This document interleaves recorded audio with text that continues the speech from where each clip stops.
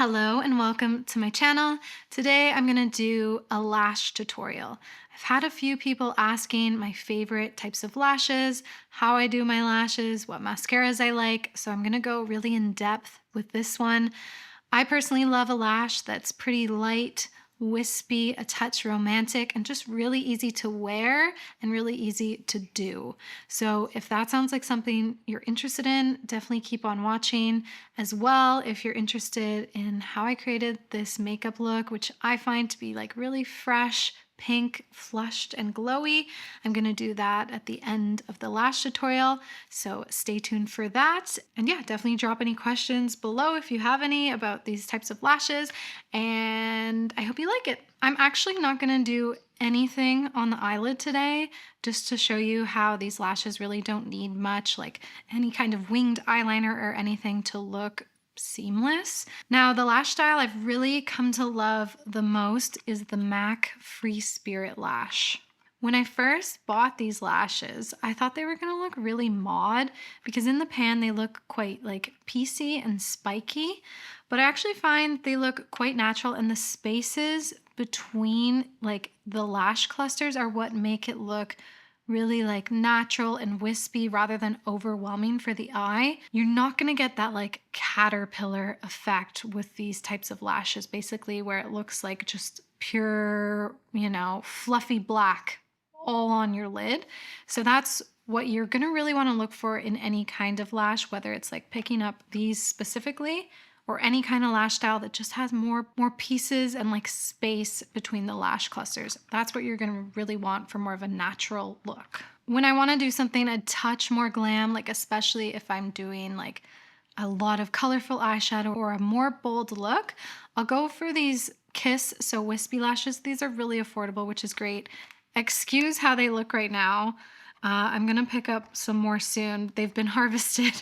But I do, in general, like to cut a half lash, so that's why they look like this. These have that pieciness, not quite as much, but these are great for just like that really light, airy look. These won't necessarily look quite as natural without eyeshadow as these ones will, so that's why I'm going to use these ones today. But before we get into the actual lashes, let's talk a little bit about mascara. I have a mascara routine that's pretty ritualized. I do it every time I do mascara, and I've tried different mascaras, seen if it will work, but for some reason this is my magic combo. I use the Lancome Monsieur Big and the Thrive Liquid Lash Extensions, and I'm gonna share with you as I put my mascara on why I use two mascaras, why I personally don't think it's overkill, and what each one like serves for my lashes. So I always start with curling my lashes. I'm not really precise about this. I kind of just get in there, move upward on the lash a little bit. So starting at the root, you can also rotate it this way if you really like a lot of curl. I actually only like something subtle. That's why I just do this pretty quickly. And I learned this from Katie Jane Hughes. After you have curled your lashes, go like this to separate them. So if any are like clumping together, they've been feathered out. First, I go in with the Lancome Monsieur Big. This one's kind of on its last legs. I need a new one, so hopefully it'll still show you what I like about it. I'll go in with this first, starting at the root and just working it through the lash. Normally this one is a little bit chunkier, which is what I like.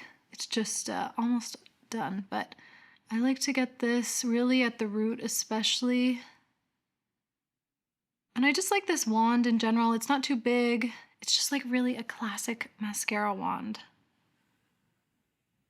So this mascara is focused on volumizing. So just getting some thickness in there. I hope you can see that a little bit. Then I go in with the Thrive Liquid Lash Extensions mascara before anything dries. So work quickly. Then I'll also coat the bottom part of the lash just to start to get some separation. I find this wand and this style of tubing lengthening mascara is great for getting some length. And then I'll go on the other side of my lash. I have blonde lashes, so if I don't do that, you can actually see the blonde pigment on the other side. So anyway, I feel like this just really elevates the lash to that extra bit of oomph that I wouldn't be able to get with the volumizing mascara alone. I hope you can see the effect. It's very subtle, but it's enough for me that when I just use one of the mascaras, I'll notice it and I'll want the other one. Or if I try other mascaras in general, different combos, for me, I don't know, it's just not the same. But generally what you want to try if you have a couple mascaras, just give it a go. A volumizing mascara and then a lengthening. Now the reason I like this Thrive mascara in particular is because it's a tubing mascara, which means when you do your like lower lash line and stuff, or just in general when you use it, it's not gonna smudge. This mascara does a really interesting thing that when you wash it off, it doesn't even create a smudging effect. It just like pills off. It's very satisfying to take off at the end of the day. And then it doesn't smudge on the lower lash line. I've worn this to weddings, I've worn this to funerals, and I never had raccoon eyes. And just so you know, none of this is sponsored. This is just purely my favorite mascaras. And yeah, you can get a lot of oomph from this one. But I also just find this one isn't enough on the upper lash to get the amount of volume I like. Also, I'm going to share a little trick, which I'm sure many of you know, but if you don't, it's a game changer. I'm going to mess up my mascara on purpose. So say I went, oof, wait, and I got some mascara on my eye, you know, I'm going to leave that there. When that happens, just let it sit and let it dry. So I'm going to let this mistake dry while I just do the other side. Starting with my volumizing mascara, getting really in at the root. I think some people get nervous to get really in there, but the best way you can do this is by looking down into a mirror like I am doing. Then switching to the lengthening mascara, getting both sides of the lash.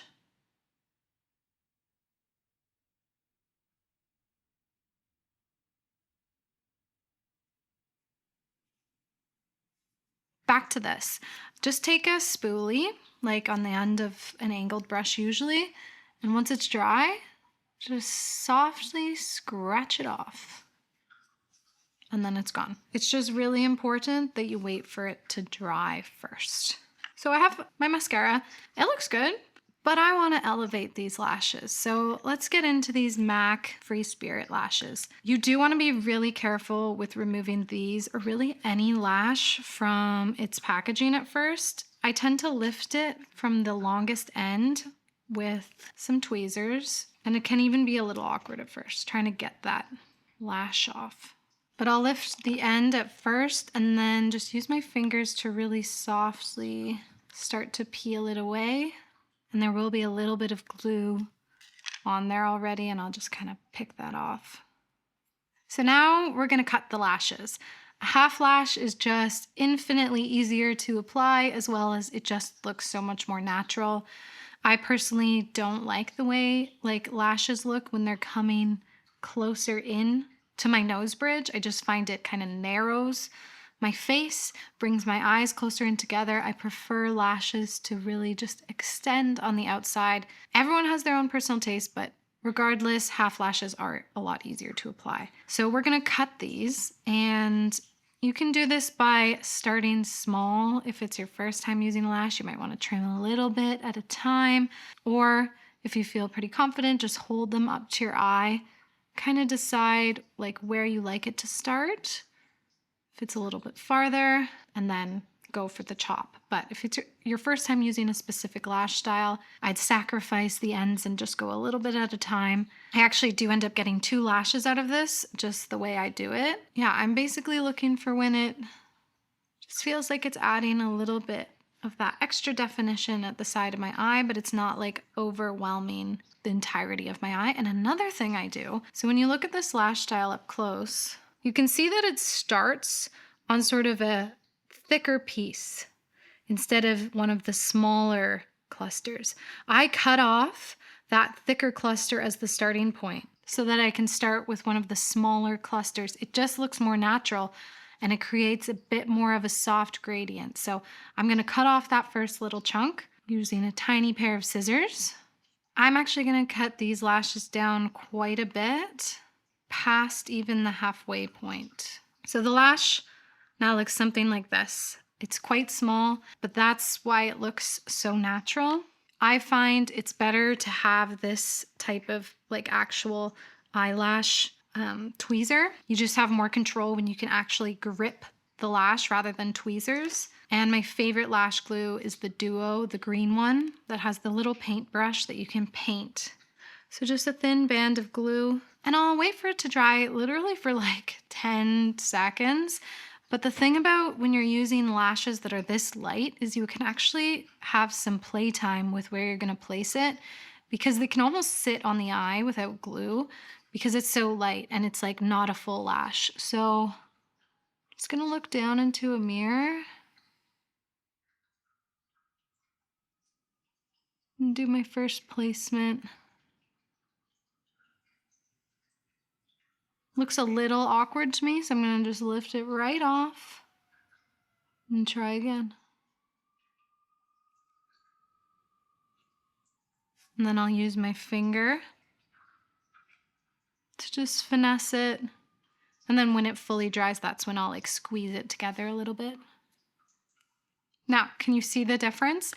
This eye just feels a little bit more glam, a touch more romantic and filled in compared to this eye, but it's not overwhelming. At least I don't think so. Somebody may think I just have gorgeous natural lashes if they don't know what to look for. So that's what I like about these. I've had questions, are you wearing falsies? Also, something to note is I will often take these leftovers, the other half, and like use them for a touch more glam looks, or I might even like cut them a little bit so that one end's shorter and have like just an even more elevated version of this lash style. And also, the more I wear them, and yes, carefully take care of them by just prying them off at the end of the day, or night. Anyway, they kind of soften with time, like they become a little bit more feathered, which makes them even more natural than when they're fresh out of the pack. So do know that these lashes, as you use them more and more, and you should reuse them because you're spending money on these, they soften in a really nice way. So I'm gonna do the other side quickly, then show you how I'm gonna finish this look off just to really lean into this like fresh look of the lashes and no eyeshadow. And yeah, I'm gonna share with you a favorite lip combo of late. Also, if you've done this side and you were happy with how you cut it, just count how many were at the end, like 1, 2, 3, 4, 5, 6, 7. 7 little lash clusters. So then I'll count 1, 2, 3, 4, 5, 6, 7, and then I'll know where to cut. Sometimes it's easier than trying to compare it physically. So the lash glue is just applied. I'm gonna go right in and start the placement. This only stops to work if you have lash glue stuck on this and like the lash gets stuck to it. And I'll like look in the mirror and compare sides. This eye, you know, you have different eye shapes, so you might have to position accordingly. Sometimes when you apply a lash, like one might be kind of more at a angle like this, and then one more like this. That kind of happens to me sometimes because of my different eye shapes. So you just want to be mindful of that. Maybe just like tilt the angle. So I'm really happy with how these are looking. I just feel like elevated, and yeah, it just feels like my style just to have that extra bit of zhuzh happening on my lashes. So to finish off this look and really play with the theme of a really fresh look, I'm first gonna do what I love to do, as you well know, and throw a bit of white in the waterline. My God, this pencil shall never die. I've had it since grade 8. Just putting that lightly in the waterline. Just really opens up the eyes. And if you've ever done like a dark eyeshadow look or a really intense colored look and it's feeling overwhelming, try putting white in the waterline, because you might find it just freshens up the look and brightens your eyes, and it's like just what you needed to bring it all together. That's what I do when in doubt. So I've been loving this milk lip and cheek tint, but in the shade Chill. I think it's just such a pretty fresh color for summer. I'll go into it on a brush and then onto the cheek.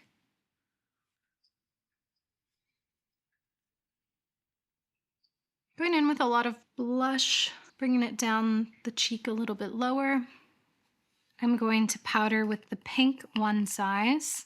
I've been liking this one a lot. I'm not sure if it really makes a difference than the like regular one, but the pink just somehow seems fun.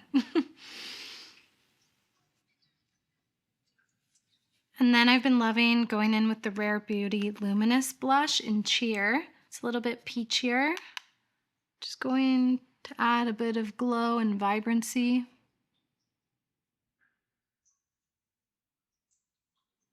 I like to bring a bit of this color up here.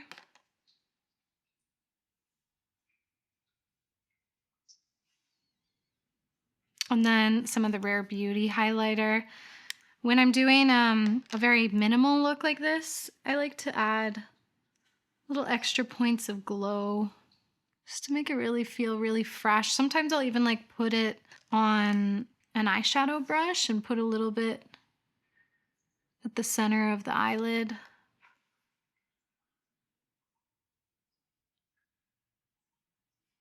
Also, Urban Decay sent over, they've expanded their all-nighter like setting spray range, which is really exciting. They have one that's like extra glow.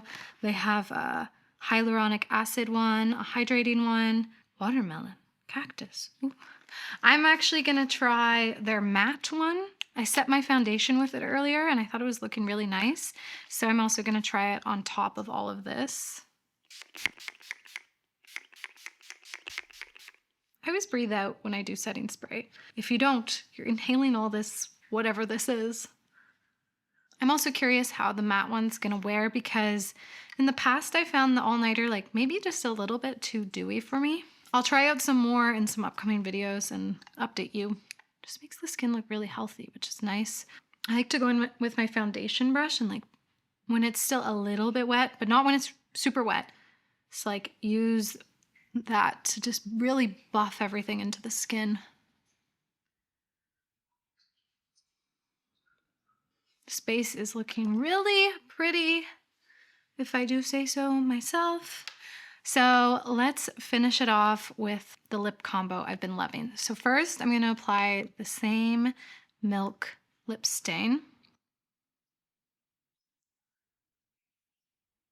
And just like 1 or 2 swipes, let that dry. I have to say, I did do a review on this and in a different color before and was comparing it to the Benetton.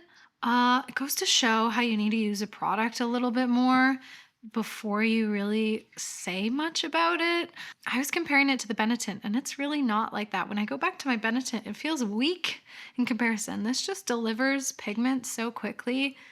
Anyway, just a note if you guys never tried this and were wondering if it was all just, you know, viral hocus pocus. I've been really loving them. And then I'm going to go in with the Rare Beauty Wise. This is a darker liner, sort of like a warm brown.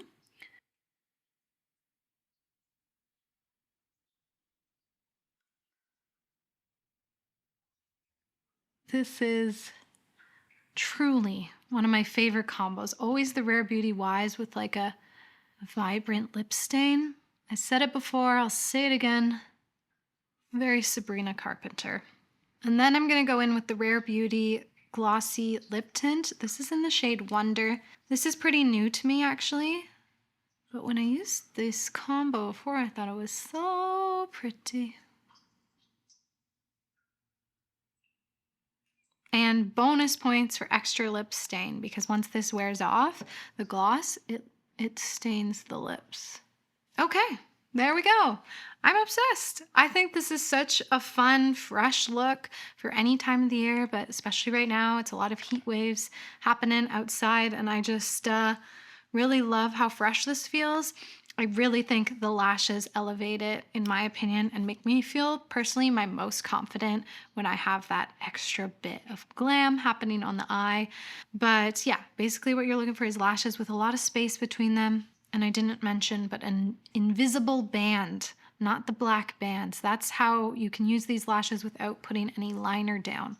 So look out for that. If you know of any lashes that are similar to these styles, like wispy with some like spaces between them, definitely drop your recommendations down below because I have had trouble finding some similar ones. So I'd love to know some further recommendations, try out a couple new lash styles. And yeah, I hope this video was helpful for anybody interested in doing a lash like this. And definitely consider liking, commenting, and subscribing for more content like this. And until next time, may you find yourselves a little bit of makeup magic, and I'll see you in the next video. Bye, witches.